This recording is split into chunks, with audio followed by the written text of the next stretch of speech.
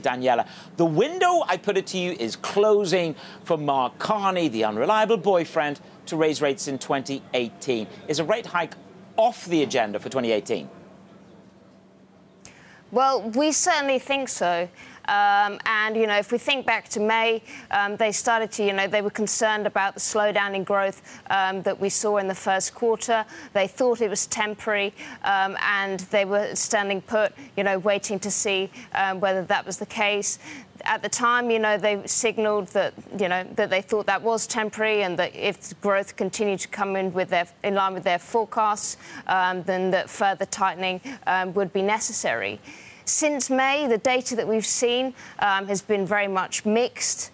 But delving even beneath some of the better data that we've seen, I think, the warning signs are flashing. And, the prospects of continued growth into the second half of the year are questionable. And for us, we think that they've now missed their opportunity to raise rates. The decision in August, I think, could be a close call. They could emphasise some of the better data that we have seen, the likes of the employment numbers, retail sales. But, the picture is not rosy. Not all rosy, then, in the data. Daniela, what about the oil price? We just heard about where the oil price might, or where production might be going from those at OPEC. How does the oil price feed into this? Do you think we've peaked? Because, of course, oil can be an interesting factor in the UK.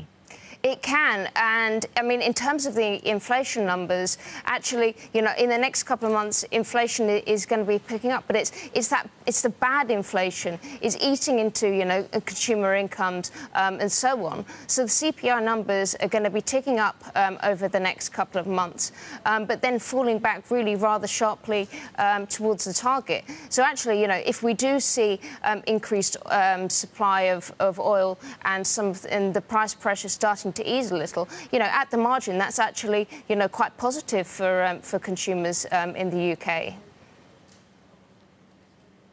Daniela, I have this vision of Mr. Stephen Major and yourself, Major, walking around the hallowed halls in Canary Wharf going, stagflation, stagflation, stagflation. Is that an untrue image? We've learned very quickly with that. But, the story is very much, consumption in the UK for the last, year or so has been very much weighed down as a result of inflation. And, that's come because of the fall in sterling that we saw after the referendum.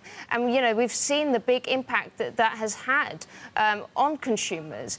And, the Bank of England is looking now for this rebalancing away from consumption towards trade and investment. And we're just not seeing it. And now that we've got these added headwinds to global growth, you're again very much reliant upon the consumer in the UK to be driving growth.